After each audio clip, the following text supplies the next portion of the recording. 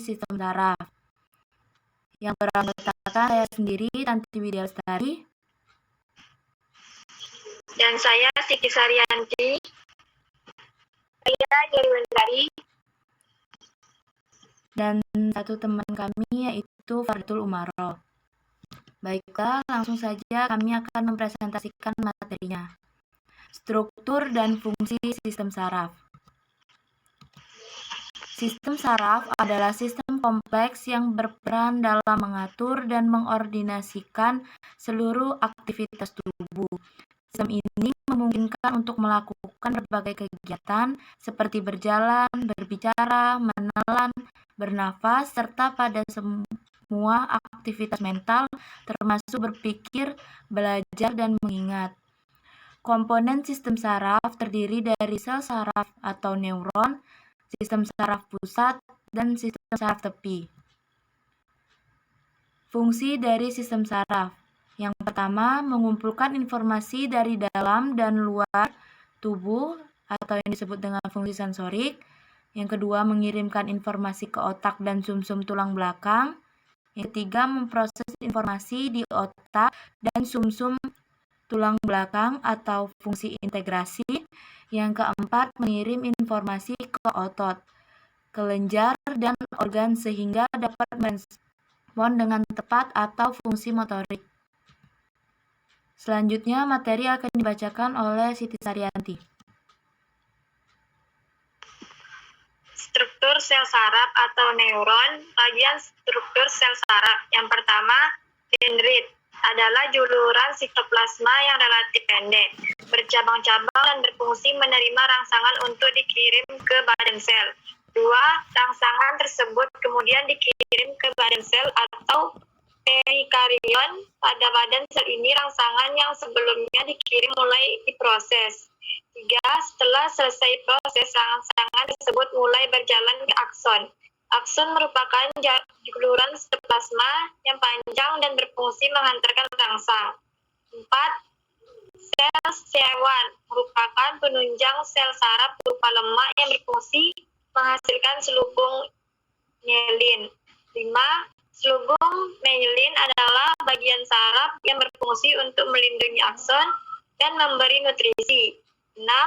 Nodus Ranpler inilah yang berperan penting dalam mempercepat hantaran rangsangan. 7. Sinapsis merupakan penghubung antara neuron yang satu dengan neuron yang lainnya. Setelah itu, sinapsis juga berperan sebagai titik temu antara ujung akson dari neuron yang satu dengan dendrit dari neuron lainnya atau hubungan ke otot dan kelenjar. Baiklah, materi selanjutnya yaitu rangsangan dan impuls. Rangsangan atau impuls adalah pesan yang diterima oleh reseptor atau tubuh dari lingkungan luar, kemudian dibawa oleh neuron dan serangkaian pulsa elektrik yang menjalari serabut saraf. Contoh impuls antara lain yaitu perubahan suhu, tekanan bau, aroma, suara, benda, dan berbagai rasa. Impuls yang diterima oleh reseptor yang disampaikan ke efektor kemudian dapat menyebabkan terjadinya gerakan. Gerakan dapat dibedakan menjadi dua macam, yaitu gerak sadar dan gerak refleks. Gerak sadar yaitu gerak yang terjadi akibat disengaja atau disadari. Gerak refleks adalah gerak yang tidak disengaja atau tidak disadari. Selanjutnya materi akan dibacakan oleh Yeri Wendari. Sistem saraf pusat. 1. Otak. Otak adalah sistem saraf pusat yang ada pada manusia. Otak sangat bertanggung jawab untuk menjadi pusat koordinasi tubuh. Ada beberapa bagian penting otak, yaitu 1. Cerebrum atau otak besar. Cerebrum adalah bagian otak terbesar yang menjadi pusat aktivitas tubuh kita. Kemudian otak besar ini terbagi menjadi 4 lobus, yaitu lobus frontalis, berfungsi sebagai pusat berpikir, berbicara, dan berencana. Lobus temporalis berfungsi sebagai pusat indera, pendengaran, berbicara, dan berbahasa. Lobus parietalis berfungsi sebagai indera perabaan, perasa sakit, dan indera penglihatan. Lobus occipitalis berfungsi sebagai indera penglihatan dan juga membaca. 2. Talamus. Talamus menjadi tempat lalu lintas rangsangan sensorik dari dan menuju korteks otak. Talamus juga melakukan persepsi juga perwujudan fisik luar terhadap rasa sakit dan emosi.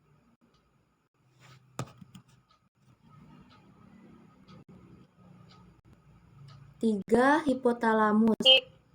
Pusat pengaturan saraf otonom, misalnya itu emosi, haus dan lapar, tidur, metabolisme tubuh, suhu tubuh, tekanan darah, dan tingkah laku.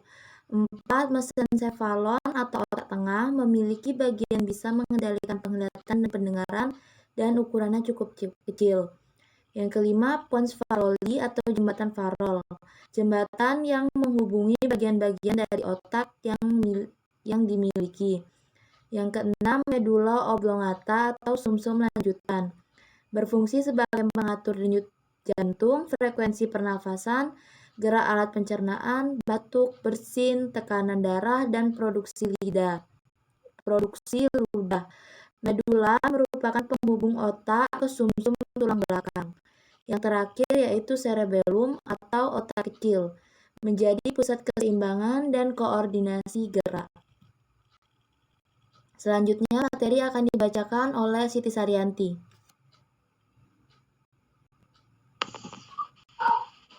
Dua, sumsum tulang belakang. Sumsum tulang belakang atau disebut spinal cord atau disebut juga dengan medulla spinalis adalah kumpulan serabut saraf yang berada di sepanjang tulang belakang yang membentang dari bagian bawah otak hingga ke punggung bagian bawah. Dalam menjalankan sistem saraf pusat tersebut, otak merupakan pusat komando untuk tubuh Anda, sementara sumsum tulang belakang adalah jalur pesan yang dikirim oleh otak ke tubuh dan dari tubuh ke otak. Selain itu, medulla spinalis juga sebagai pusat untuk mengkoordinasikan tindakan refleks tubuh yang tidak bergantung pada otak. Sumsum tulang belakang atau medulla spinalis adalah kumpulan serabut saraf yang dikelilingi oleh tulang, cakram tulang rawan, ligamen, dan otot. Untuk melindunginya dari cedera dan guncangan akibat gerakan tubuh, tulang tersebut terdiri dari 33 ruas yang disebut dengan vertebrata atau tulang belakang.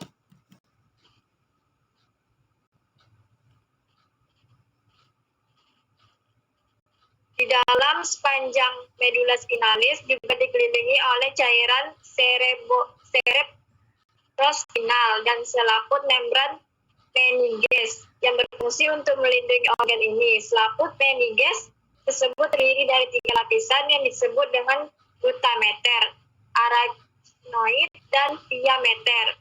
Penyakit sumsum tulang belakang yang pertama, cedera tulang belakang, stenosis tulang belakang atau spinalis stenosis, ketika pertumbuhan tulang atau jaringan yang berlebihan mempersempit ruas tulang belakang. Yang ketiga, multiple sclerosis. Yang terakhir, amyotrophic lateral sclerosis atau disebut ALS. Sistem saraf tepi. Secara garis besar, fungsi saraf tepi adalah menghubungkan respons sistem saraf pusat ke organ tubuh dan bagian lainnya di tubuh. Saraf ini meluas dari saraf pusat ke area terluar tubuh sebagai jalur penerimaan dan pengirim rangsangan dari sumsum tulang belakang ke otak. Susunan sistem saraf tepi. Yang pertama, sistem saraf somatik yang berfungsi menyampaikan informasi sensorik dari kulit, organ indera, dan otak ke sistem saraf pusat. Yang kedua, sistem saraf otonom, mengontrol aktivitas yang dilakukan secara tak sadar atau tanpa perlu memikirkannya. Ada 2 bagian dari saraf otonom, yaitu yang pertama sistem simpatik, mengatur respon perlawanan dari dalam tubuh ketika ada ancaman pada diri. Yang kedua sistem parasimpatik, yang berfungsi untuk sesuatu yang mengancam pada diri. Sistem ini akan memperlambat detak jantung, memperlambat pernapasan, penguraian aliran darah ke otot, dan penyempitan pupil mata. Terima kasih. Baiklah, itulah tadi materi yang dapat kami sampaikan. Lebih dan kurangnya saya mohon maaf. Jika ada teman-teman yang ingin dipertanyakan, silakan komen di kolom YouTube. Saya akhiri, wallahumma fiqh wal aqwamit thoriq. Wassalamualaikum warahmatullahi wabarakatuh.